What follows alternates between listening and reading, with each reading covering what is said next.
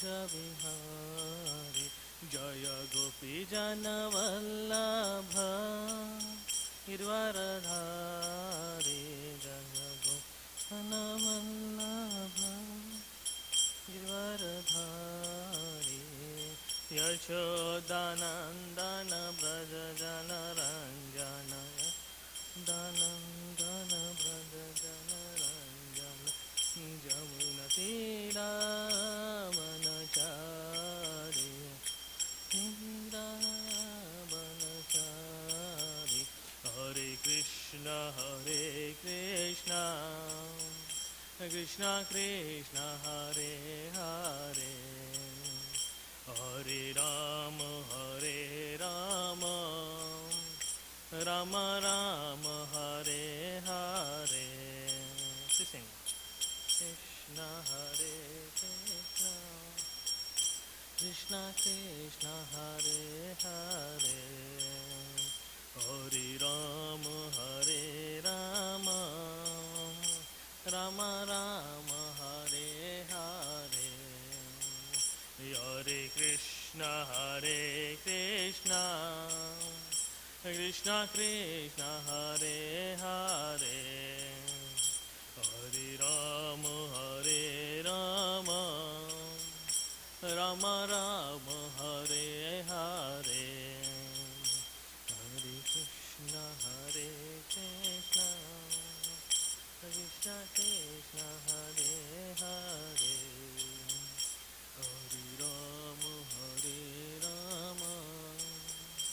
Rama Rama Rama Hare Hare. Krishna Guru Ki Jai. Hare Krishna Guru. Okay, so for the soft copy books that you have in your hand, we're actually going to be reading from page 407, which is verse 9 of chapter 10. That's 407 page number.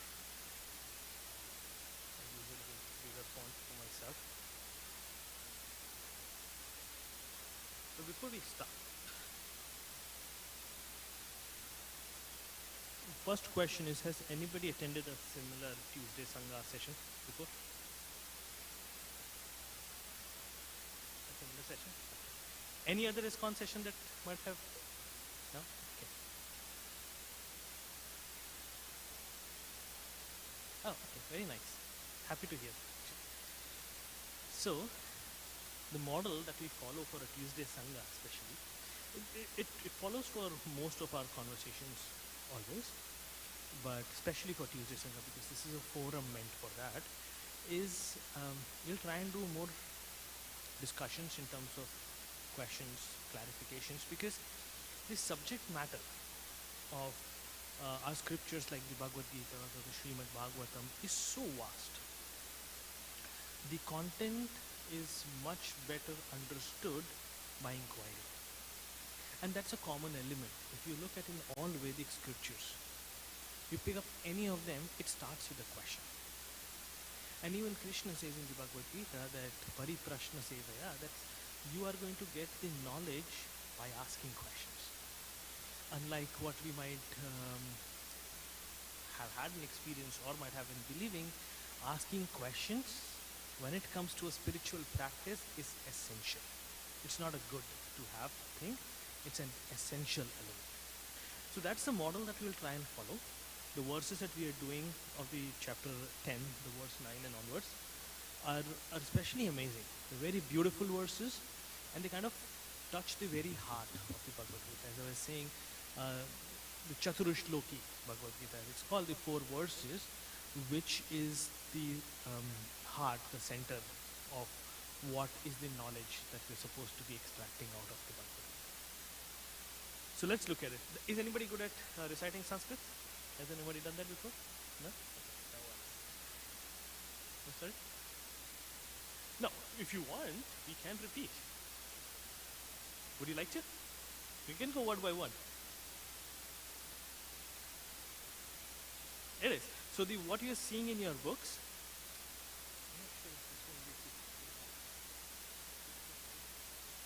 the Devanagari script is not there in the soft binds, but what you're seeing as the words is basically the phonetic version. the verse, the way it is written, is basically how it's supposed to be, how you're supposed to sound it. So it's not the exact spelling, but it is actually the way we are supposed to sound it. So if you say an A, it's as a sound. If you see an A with a line on top of it, it becomes a longer sound. Ah.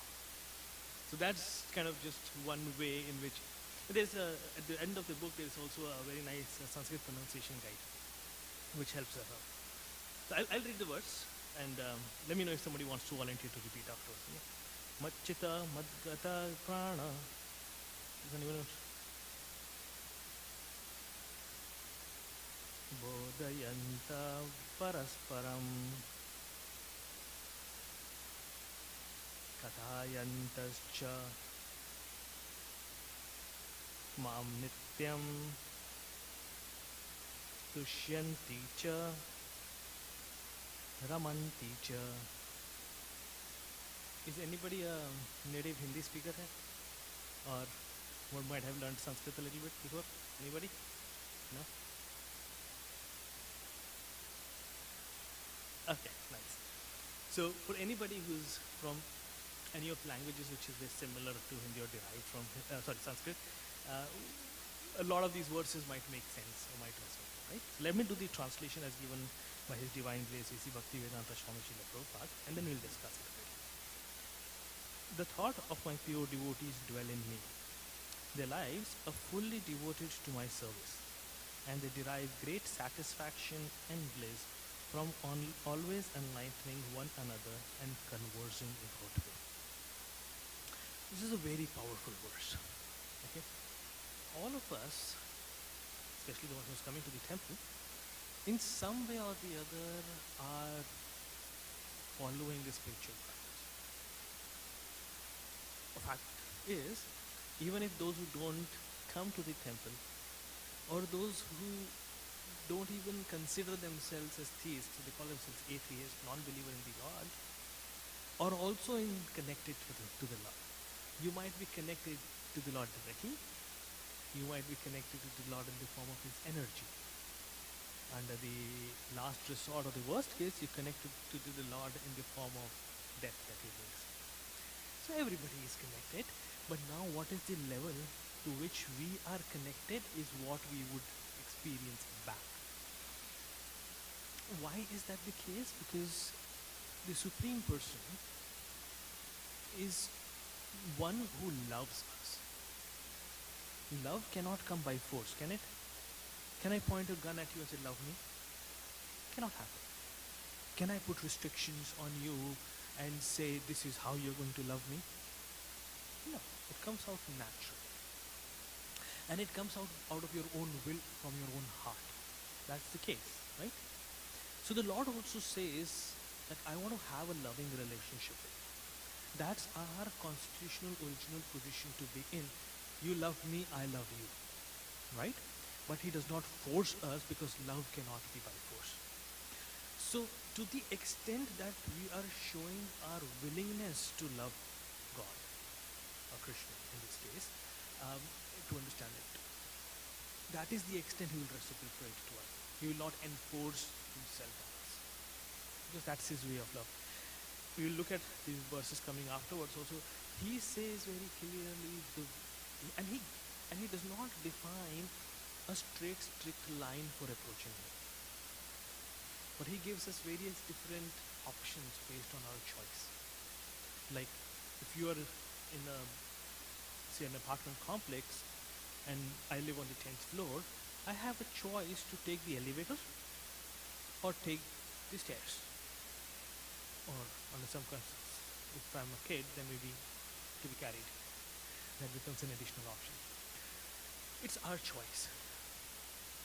But then there is a level of intelligence that we need to apply and saying, why go by the stairs when an elevator is available? Why waste time? Why waste energy?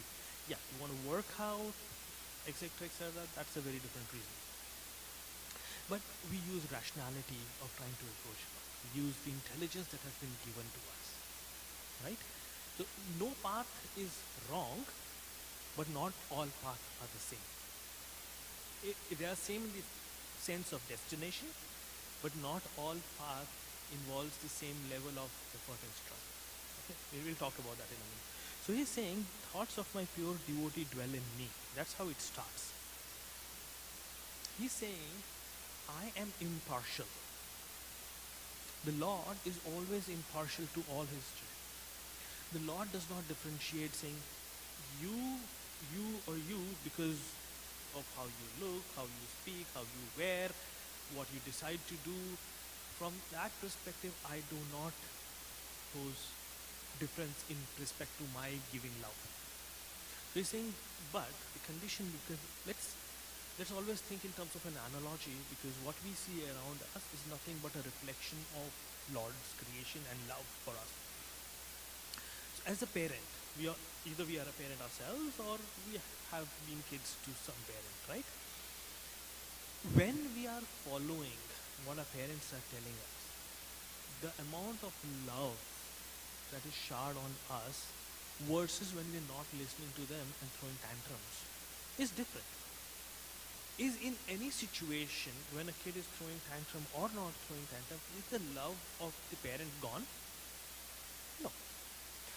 But the experience that the kid is going to have about the love itself and how the overall experience thing is going to be different based on if they are following and are in line with what the parents are saying or not. That's our experience based on our own actions. So Krishna is saying, from my side, the thoughts of my pure devotees dwell in me. He's talking about he's impartial, but in particularly he's talking about his pure devotees. Who are his pure devotees? There are certain characteristics that are talked about such people, which was discussed in last week in the verses just before this. There are certain list of qualities.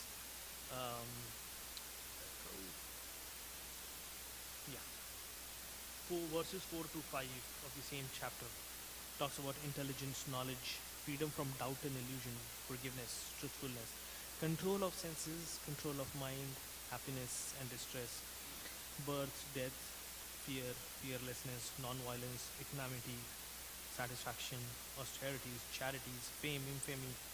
All these are the qualities of living entities are created by me alone. So he's saying all these are the qualities which exist. The positive side of all of these qualities, in its right sense, is the one which is exhibited by a pure devotee. And such a devotee, the thought of such a devotee dwells in the mind of the Lord himself, of Krishna. What does that mean? Anybody wants to make a guess? What does it mean when the Lord is thinking? How would we experience that in one sense? If the Lord is continuously thinking about you, how do you think you're going to experience that? Any guesses? Any thoughts? So let me put it this way. If we are continuously thinking about somebody whom we love, every time we're going anywhere, we're continuously thinking about, oh, this is going to be good for them. Maybe I should provide this to them as a gift or something. Or you're continuously thinking, did they have their lunch? Oh, the person had a fever. Is he feeling better or not? That continuous thought is there when we love somebody. So when the Lord says that the thoughts of my devotees dwell in me, in my mind, he's basically saying that he's always taking care of and providing what is best for us. A parent would not give something which is harmful for the child to them even if they want it. So if you're not getting something, it's because that's not good for us. So when the Lord says, we don't have, what that means is we don't have to worry about when we are doing pure devotion, and we will talk about its characteristic. What it means is we don't have to think about how am I going to make sure I get dinner today? Am I going to get my salary or not? Oh, I'm without a job right now. Will I get a job or not? Will I pass in the exam or not? Whatever thoughts are coming into our mind, what we have to understand is if we are devoted to the Lord himself, the Lord is taking care. We don't have to think about it. That is what it means. It says, their lives are fully devoted in my service. That is the characteristic of a pure devotee, that their lives are fully surrendered. It's not an activity of, like we jokingly say this, but that's the percentage of devotion that is said, oh, I go to the temples on my birthday, or I went on special occasions, or New Year's, that is a part-time devotion, as you can call it, right? How many hours are you spending in devotion? Or actually, a step before that is, do we even know how to fully dedicate our all day to the Lord or not? That's also another question, right? So when the Lord is saying the lives are fully devoted to my service, which means everything that they're doing is for me. Does that mean we leave everything and come and stay in the temple and do everything in the temple only? Does that mean doing service for the Lord? Not necessarily. Is that what Arjuna did? What did he do at the battlefield of Kurukshetra? He fought. Because that is what Krishna wanted him to do. So we have to understand how every aspect of our life can be used in the service of the Lord. That is the science that is taught to us through Bhagavad Gita and through a very bona fide spiritual master. One very good example of that is, what it means is not to, there are certain elements of things that in our life that we eliminate when we are saying when we are serving the Lord, like things which are unfavorable for overall developing that loving relationship with the Lord. But the others, we can very easily tweak it without doing much. Let's think about it. Do we all eat? Right? We do. That eating process, we can tweak it a little. Every time before we eat, if we offer that food first to Krishna, now the process of eating has become a service to the Lord. But does the food come in for free or effortlessly? No. It has to be cooked. So when we cooked it for the Lord and when we cooked and offer it to the Lord, we did the cooking for the Lord. So the act of cooking has become the service to the Lord. How do we get the groceries before we start doing the cooking process? We put in a lot of effort to drive down to the grocery store, buy things and come back, and there's a lot of effort. If we are doing all of that in order to cook for the Lord, all that becomes the service to the Lord. Do we get the groceries for free? We do job. Some percentage of our salaries that we are drawing is going into buying these groceries. Let's say 20%. Okay? So 20% of your salary out of the job went into buying groceries for the Lord, which you then lovingly used to cook and offer it to Him. That 20% of your job is now surrendered to the Lord. What about the rest? Oh, you paid utility bills for being able to cook. The stove does not work by itself, right? So that amount of your salary is also gone into the service of the Lord. In this way, very easily we can dovetail everything into the service of the Lord. It's not about changing everything completely. It's about just understanding and realizing what is pleasing to the Lord and what is the right mechanism to do it for the Lord.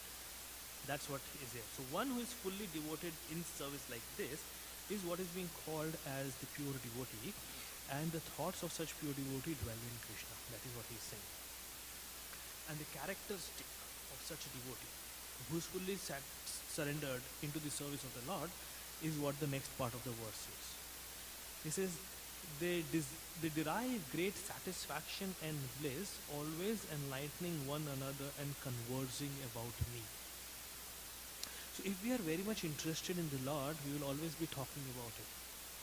As soon as you meet somebody else, the first thing that you want to talk about is what you love. When two people come, oh, let me talk about recipes. Oh, you're into cooking. Somebody will talk about sports news. Oh, you're into sports.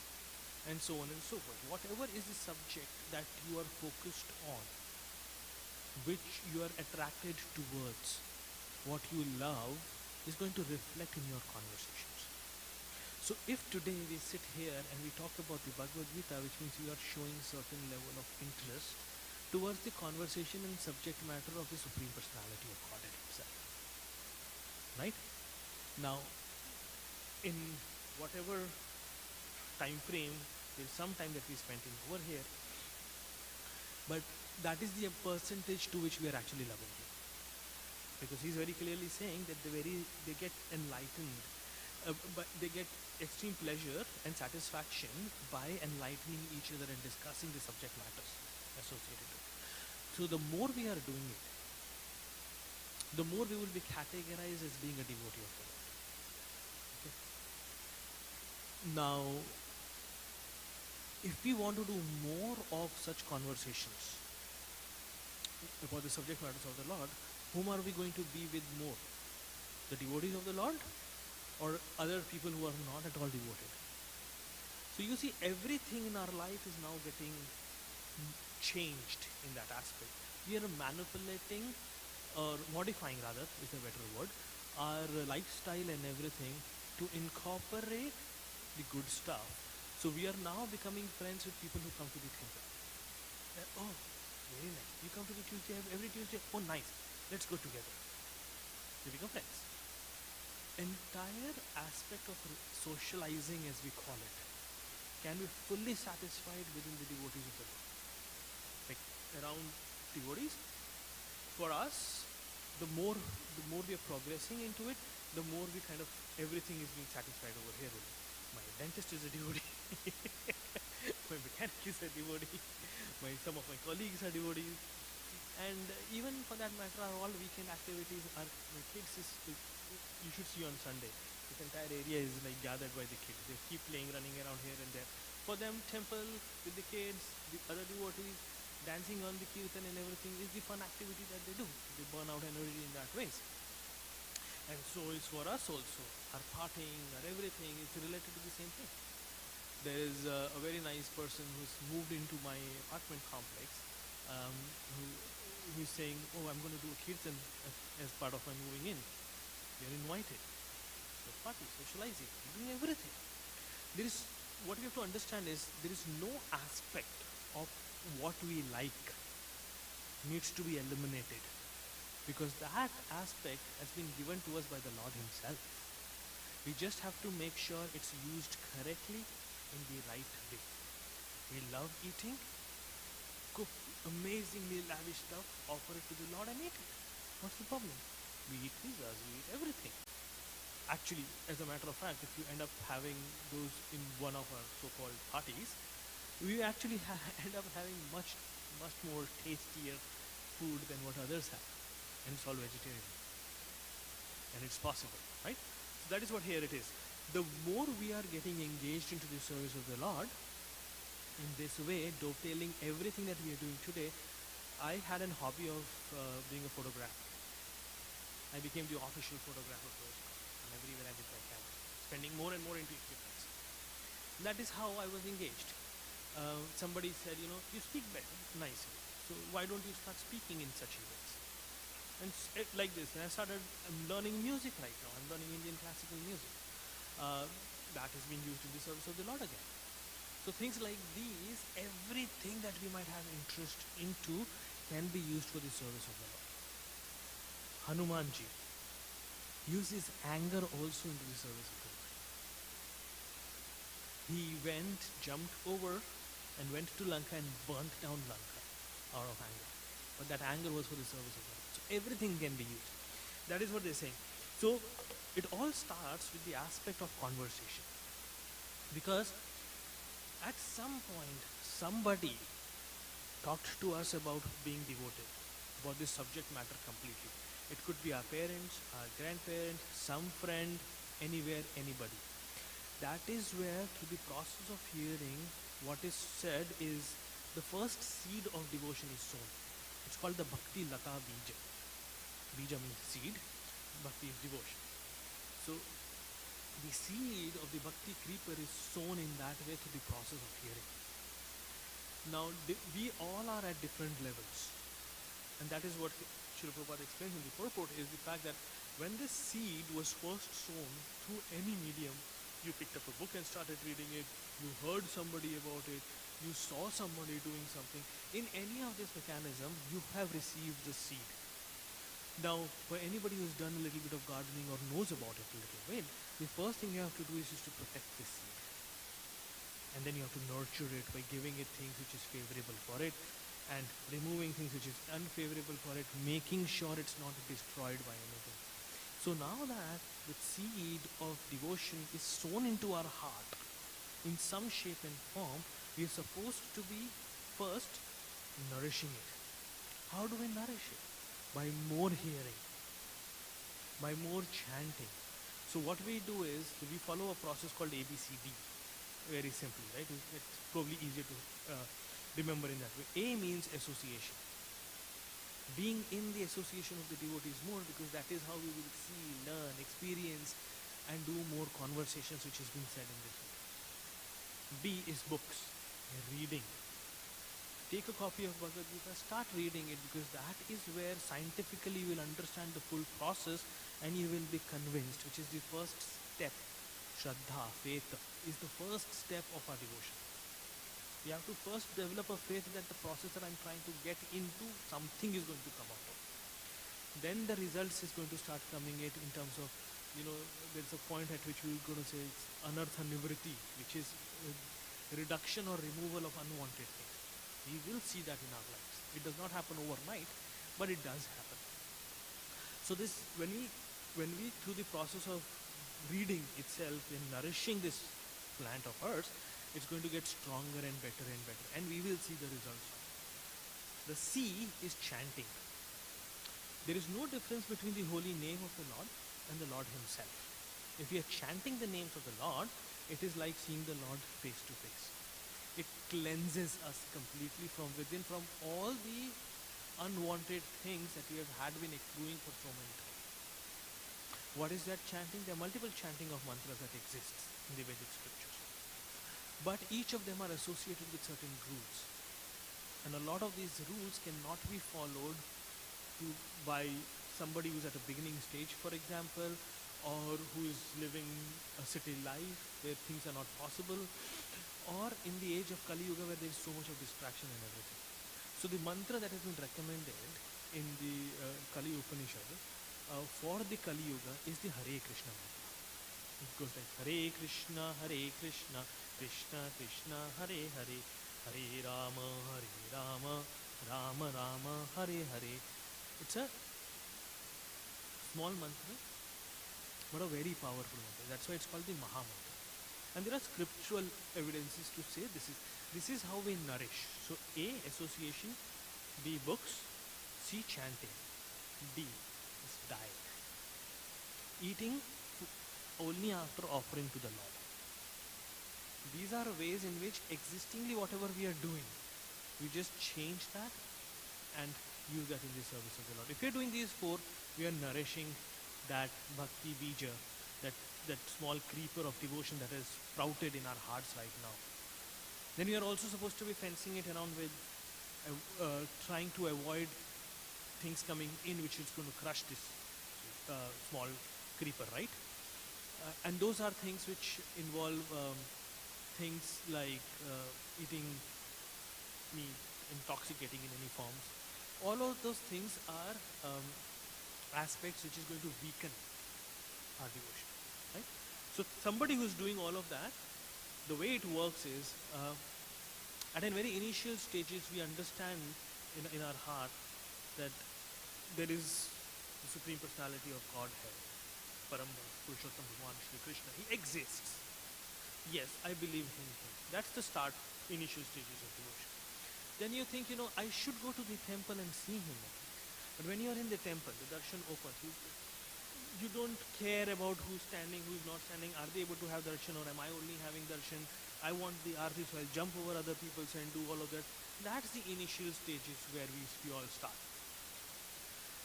Then slowly the devotion creeper becomes bigger and bigger through all of these processes that we talked about, and then you'll start realizing and giving importance to the devotees of the Lord also. Because Krishna very clearly says, Gopir Padakamalaya or Dasa Dasa Nudasa, you cannot become my servant, you cannot come to me till when you do not become the servant of my servant. Which is where the concept of approaching a guru also comes in. So all of these are different ways in which our devotion slowly starts getting increased. We can, as I said, from an analogy perspective also, we can see of how we do it in our family also, right? And the exact same loving reciprocation applies to when we talk about having loving relationship with Krishna also. When we were kids, and say for example we had homework to come in, I'm talking about when we were kids, when it was not so common for mothers to work. But again, so let's take that as an example does not necessarily mean anything in that perspective, but let's say you're at home, your mom is at home, and saying, finish your homework before the father comes in, or else. Have you experienced that somewhere, in some shape and form? Or maybe I'm going to go and talk to your teacher, something like that. So out of fear, we start doing things, right? So there is fear, and that is how we start our devotion also. In the initial stages, it's all developed out of fear. And then afterwards we start realizing a little bit of saying, my father, or I'm just saying father, but the parent is working so hard. They're putting in so much of effort to earn the money to be able to give me a good livelihood, give me all the resources to get educated well so that I can have a good life in future. Then you get a sense of duty. Out of that sense of duty, now say, let me do my thing at least to please him because he's doing so much for me. Right? Then after that, you do it out of spontaneous love.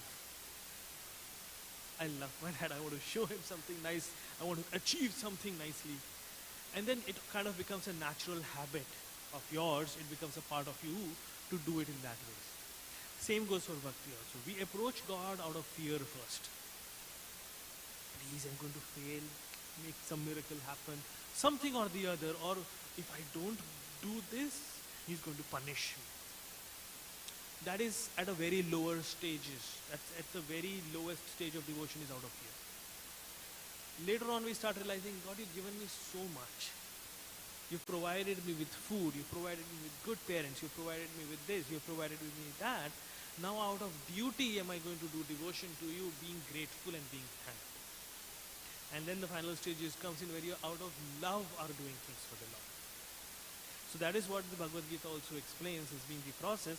And what Krishna is saying over here is one who gets great satisfaction as bliss is on that level where they're doing this because they just love it. Instead of any other subject matter and topic, this is the topic that I really get interested in. I cannot, and it happens, right? You will try and have conversation with somebody, you will have a short conversation on topics that you don't like, the topics that you love, you will have long conversation, you will probably even skip out a couple of other things to be able to incorporate that conversation. It happens, right? You watch a movie, you love it really much, you're going to go and tell to 50 different people, watch it, it's amazing, right? Same thing. Once we have connected to the Lord himself, then what the verse is saying very clearly is out of love and out of happiness only you will start doing that conversations more and more, and that is what shows. So when there's an authentic guru, when an authorized guru, they can very clearly see through such activities where you stand. If you are like somebody like me in the class like this and sitting where my Guru Maharaj is giving a class and I'm going, you're not that focused because you're not getting the taste that much, which means our devotion is weak. Right? Okay, let's go to the next verse, which is where he talks about the very next very beautiful aspect. This is 10:10 verse, again very beautiful. Tesham satata yuktanam bhajanti kriti purvakam dadami buddhi yogam tam yena mam upayanti te. To those who are constantly devoted to serving me with love, I give the understanding by which they come to me. We talked of the gradual progress. We cannot do that progress on our own. Spiritual knowledge can happen in one of two ways. And when we read the Bhagavad Gita, those different type of yoga systems are explained very nicely over here. What does yoga mean? Does anybody know the word yoga? What does it mean? Perfect. Thank you so much. But union with whom? That's half. No. Any other guess? Yoga means union or connection with the Supreme. So now based on the method that you're using to connect with the Supreme, different yoga systems exist. So you can go with dhyana yoga. You're sitting down and doing dhyana, meditation. in order to try and understand the Supreme and connect yourself with Him. You can do Jnana Yoga. You can try and get knowledge more and more, an analytical study of everything to understand who God is, and based on that approach Him. It's Jnana Yoga. Then there is Bhakti Yoga. Through the process of devotion you can approach Him. All of these different processes that exist, it's like Ashtanga Yoga is another process, and so on and so forth, right? These entire processes can, with big buckets, can be categorized in two places. One is called Aroha, the other is called Avroha. Does anybody learn music by any chance? I purposely use the term. Anybody knows the term Aroha and Avroha? Does anybody know Saregama Padani? Has heard of that? Okay. So when you are ascending, it's Aroha. When you're descending, it's Avroha. Because Saregama, that's ascending. You're going one by one up, one node up. Aroha, you're elevating yourself. Descending, Avroha, coming down. Same processes can also apply with respect to spiritual knowledge. Either you yourself are making an effort yourself to elevate yourself up to the level, to the understanding to God, and surrendering to Him Himself, understanding Krishna analytically, through knowledge, to dhyana, whatever. These are all processes of elevation. And the other is a descending process, which is the Avroha, where the Lord Himself has imparted knowledge to somebody, who gives it to somebody, who gives it to somebody, and that way you have received it. That's called a parampara system. One teacher telling it to their students, identified as being a qualified, fully understood student, becomes a teacher now, teaches to somebody else. That's a descending process. The major difference between the two of them is, in an ascending process where you're trying to elevate yourself on your own, you are responsible completely for yourself. There is no safeguard.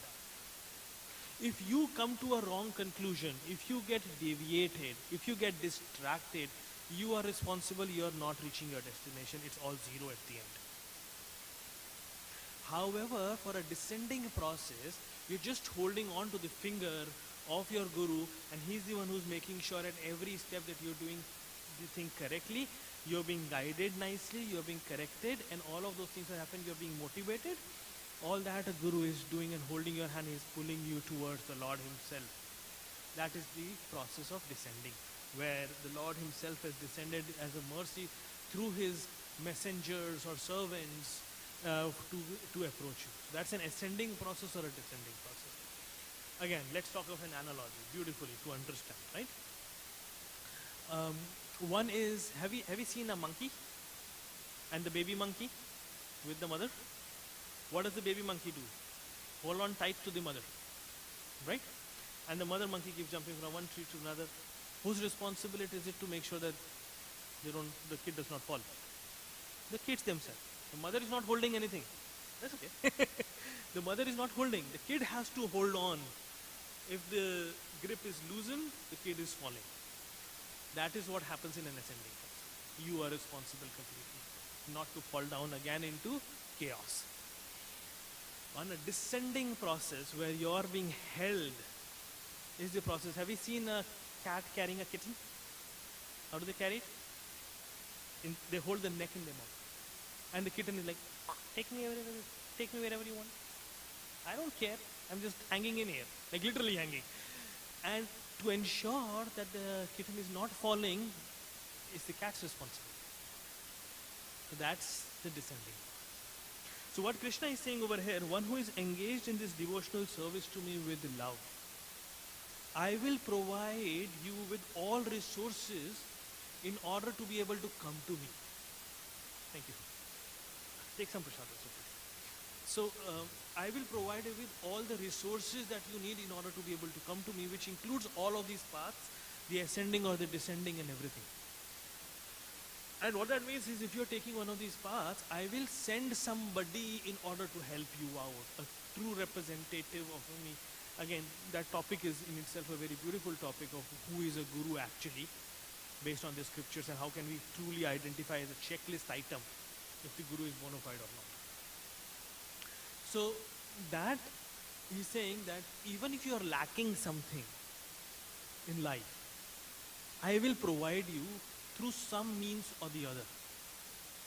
Like for me, I'll give you my personal example here. I'm calculating, 16 years ago. Um, I was at a very low point with respect to happiness, if I have to say. Depressed, distressed, because I was not doing very good with respect to relationship with people around me. I was ending up getting into fights and stuff. Unwillingly and unwantingly also in a lot of cases. But the point being is now I started exploring out saying that should be something that I will find good.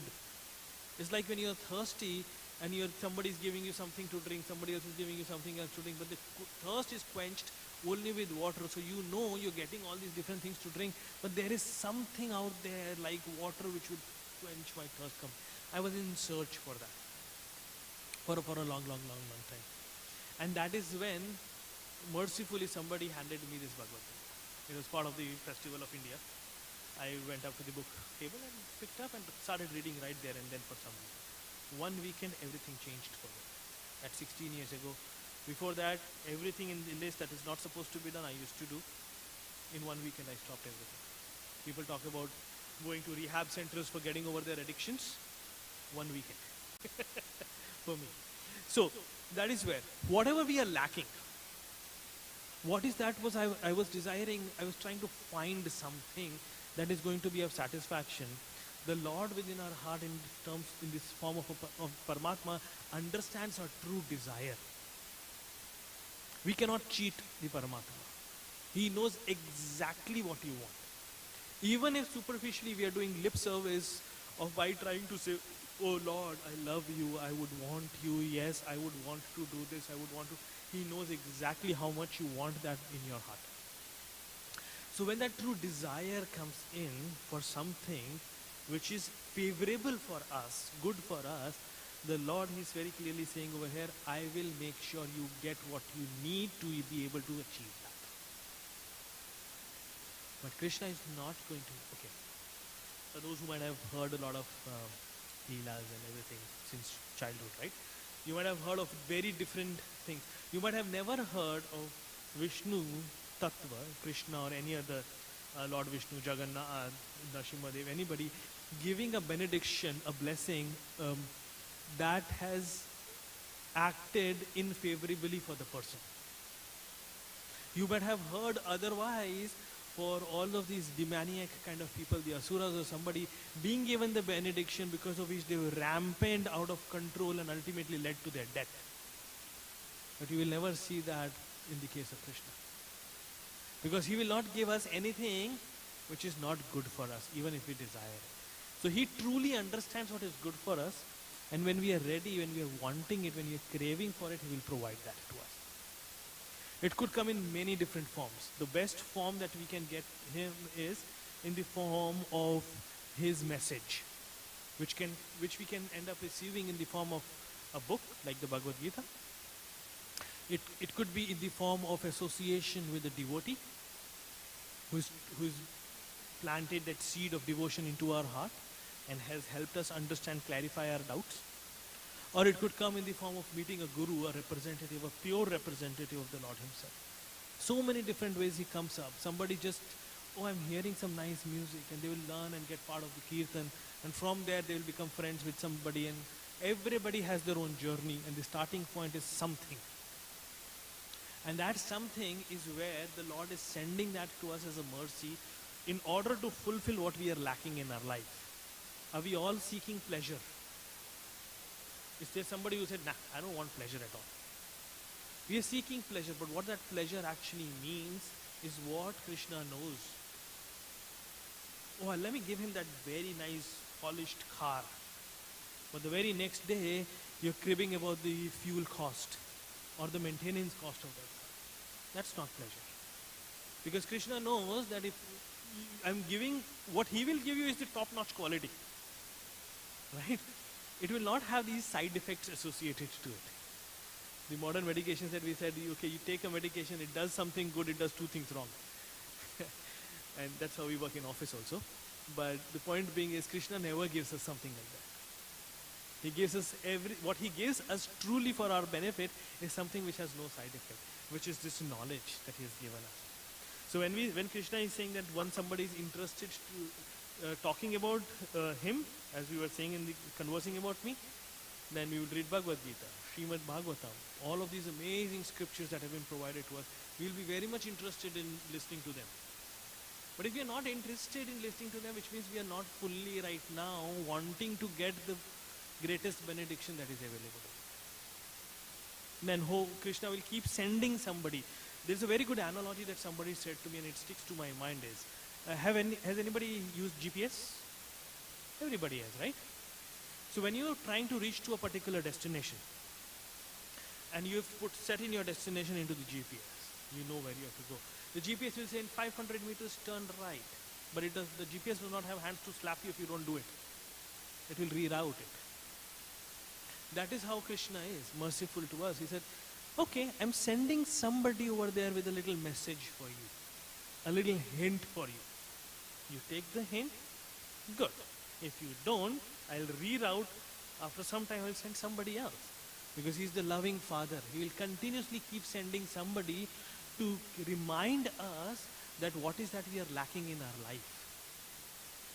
You can keep putting in effort to get all the other things that we're calling as criteria for success, pleasure and everything, but they all have side effects. You keep getting into the cycle, trying to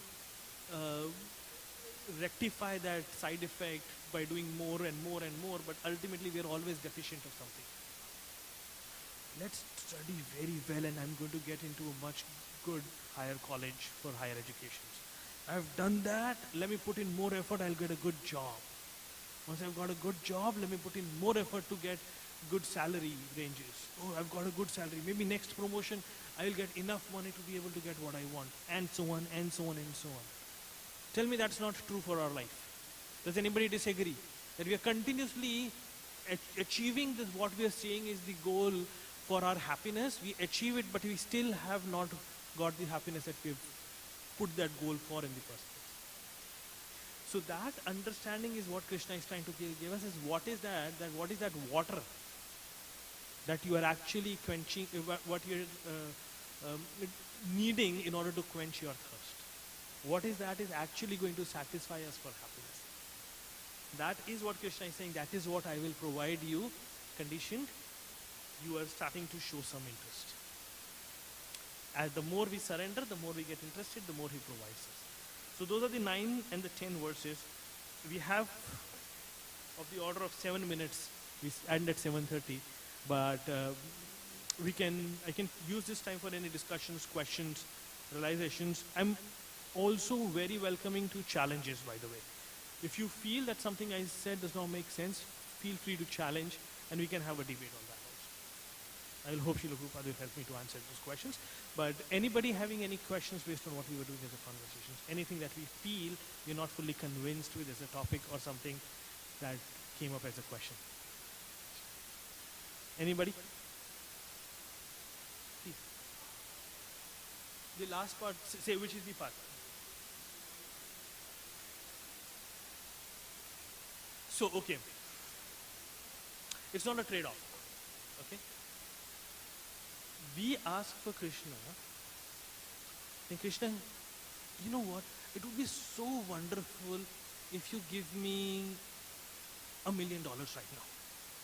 Say, for example, you can replace this $1 million with anything else that we might have a desire with. Krishna will not provide it to us if it is not in our favor. Because he knows this, right? And also we have to understand the fact that, which is a very different topic, of we are not supposed to be making such requests to him. But if you are asking for $1 million and you got it, the next thing now you will do is, while stepping out, you will be afraid that somebody is going to kidnap me. That's the side effect I'm talking about. So what Krishna is truly trying to provide us with is something which is truly, truly for our own benefit, which is the spiritual enlightenment, which is understanding who we really are and starting to act as per that. Not investing our energies into things which is futile in the long run. Do you understand where I'm going with this, or should I explain? You got it? So that is what Krishna does. That is why I said whenever Krishna gives a benediction, you don't end up seeing the person going into chaos. and getting killed at the end. Unlike a lot of other people who might have got benedictions but ultimately got killed because of that very benediction. Ravan. There are so many such examples. But for Krishna, he's never given a benediction that led to your death. Give me an example.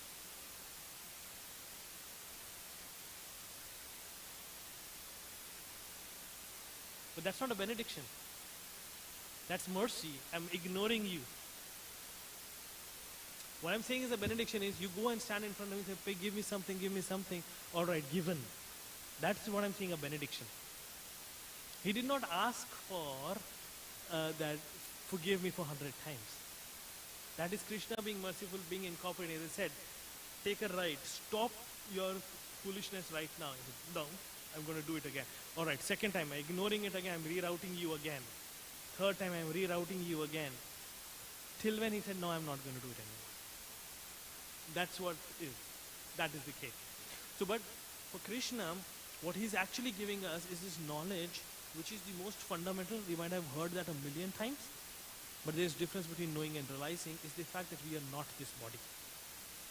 We are an eternal living soul, which is residing in this body right now, and in death we'll move to another body based on our own karmas. We all know about that, right? Is there anybody who's not heard of this before? Who's hearing this for the first time? Nobody, right? But what does that mean? If we really know and understand and realize that, then why would we spend our money in front of a mirror trying to make ourselves look better? Or build muscles? Or make more and more effort into different things which is associated with the body itself, which should at the time of the death is going to become zero anyways. So that is why this verse also talks about his buddhi yogam tam. It's a dadami buddhi yogam tam, because I told there are different type of yoga systems that exist. Buddhi yoga is one where you're using your intelligence.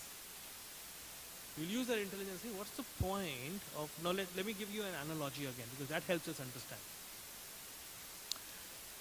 If you own a car versus you have a rental car, okay? Or let's take it even one step ahead. You're in a taxi. You've taken a taxi to reach from here to the Union Station because you want to catch a train. Okay? On the way, somebody comes and bumps into that taxi. And there's a huge big dent on the side on the doorknob. Are you disappointed? Are you frustrated? Are you angry? Are you reacting to that? Except for the fact being thankful, oh, nothing happened to me. Why? Because it's a taxi. It's just temporary. I'm out of here. I don't care about what happened to the taxi. Right? Till when I'm okay. Same, it was your own car, brand new car. Will you react now? Because you're associating and connecting yourself with that car. That is what we do with our body also. We connect ourselves with the body and we say, oh, I'm a male, you're a female. You're supposed to do this, I'm supposed to do this. Oh, you're an Indian, you're supposed to do this. You're this, you're supposed to do this. Oh, you're black, you're supposed to do this. That is body identification. Based on that body identification, we are defining things. But what are we? Are we the body? No. So all these so-called discrimination that exists in this society, what's the solution for that? Give everybody this knowledge and then you're not the body. Stop discriminating based on the body. And that would start with ourselves first stopping to identify ourselves with the body and starting to identify and taking actions based on this body. Oh, my kid, no, byproduct of the body. That does not mean we don't love the kids. You had something? Yes, please.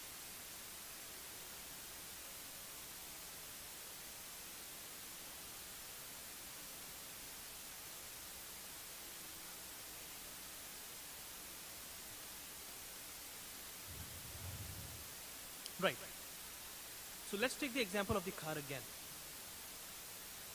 One is a person who owns a car, who knows it's a car, it's not me.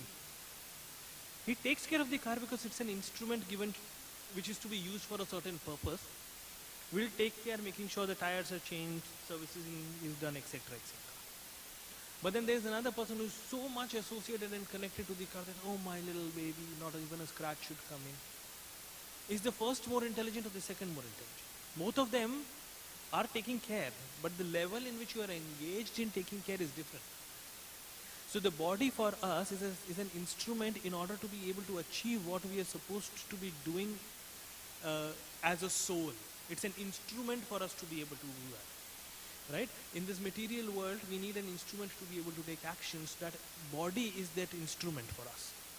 If we understand it in that perspective, that yes, I'm supposed to, like, even if I'm saying we are into devotion and I'm not this body, does not mean I stop eating.